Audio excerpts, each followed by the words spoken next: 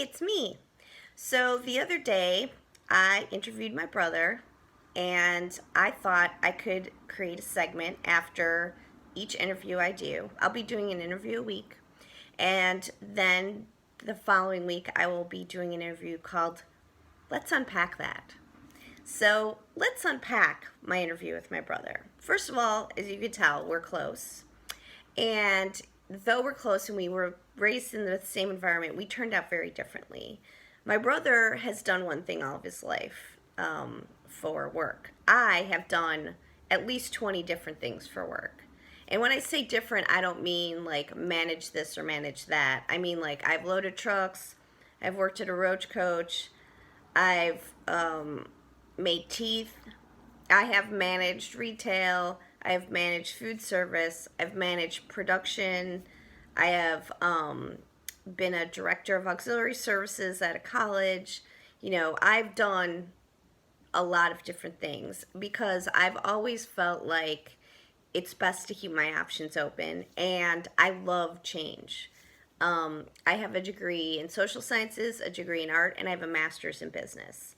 And every decision I've made really has been based on, does this give me more options or does it give me less options? And that's also, if I'm being honest, probably why none of my relationships have lasted longer than, 10 years.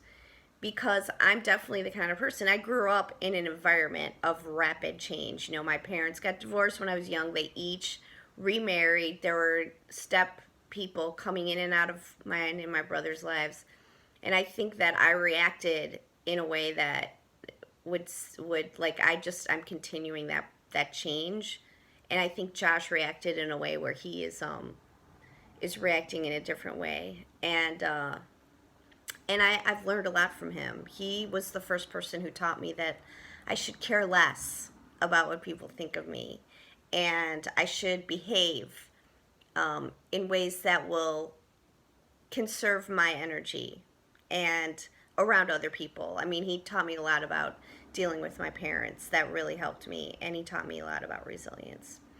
Let's get into what he said. He basically, he doesn't have the same view of high school as I do. Like for me, high school was a horrible time, and for him, like he had a great group of friends, and I ended up kind of adopting them as well, kind of later in high school. And but I still hated it, and he seemed to feel like it was fine. I mean, that's kind of the difference between us. I've always had a kind of a confrontational and maybe some would say angry approach. It's been only in the last 5 years that I've become much less angry and much more kind and compassionate.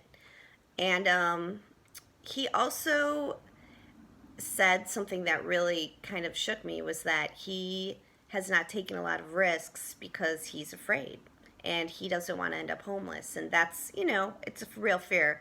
When you live in the Northwest, he lives in Seattle, I live in Bellingham. For me, I know people who live in tents who aren't people who've fallen between the cracks of society. They are people who have minimum wage jobs who can't afford to live in an apartment. That's the reality of our lives now. So my brother's saying that he's afraid and that's why he doesn't take risks. I think maybe in comparison to me that's true, but I mean, he has taken risks. He's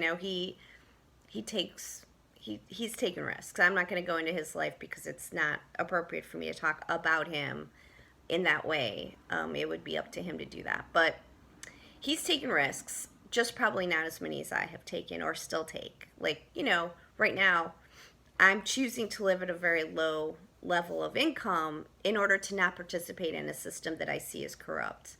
And he would never do that, not only because he doesn't like living outside, but his dog, Buddy, he does not like being on the ground. Like, he needs something between himself and the ground at all times. So Buddy, he would not like my brother very much if my brother forced him to be homeless.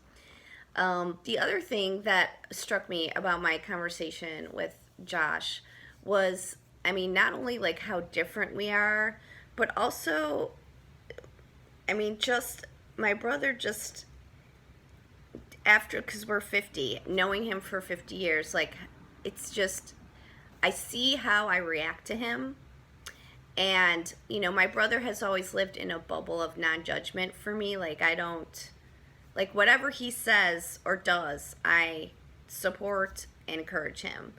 And I realized that if anybody else had said, I don't take risks because I'm afraid, I probably would have been judgmental. And I realized that that is a shortcoming, and that I should probably try and look at people a little bit more like they're my twin brother. Have more compassion for people. And that's kind of what my webinars are about. It's about, kind of teaching people to take a step back and examine their judgments and examine the way they see the world, and be a little bit more creative in how they respond to things. My brother has taught me a lot about that. I'm, as I said, very confrontational. My brother isn't. He has taught me a lot about having compassion and not being judgmental. And,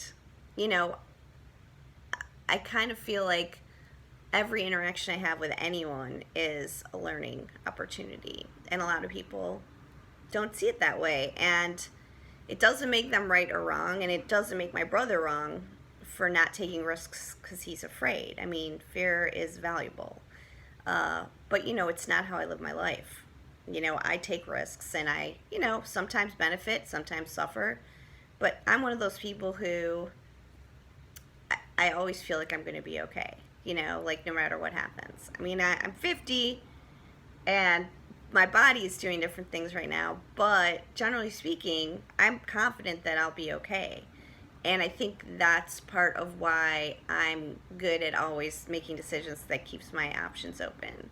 Because I kind of have always had a belief that I'll be okay. There's been a few times in my life that I was worried, but not really.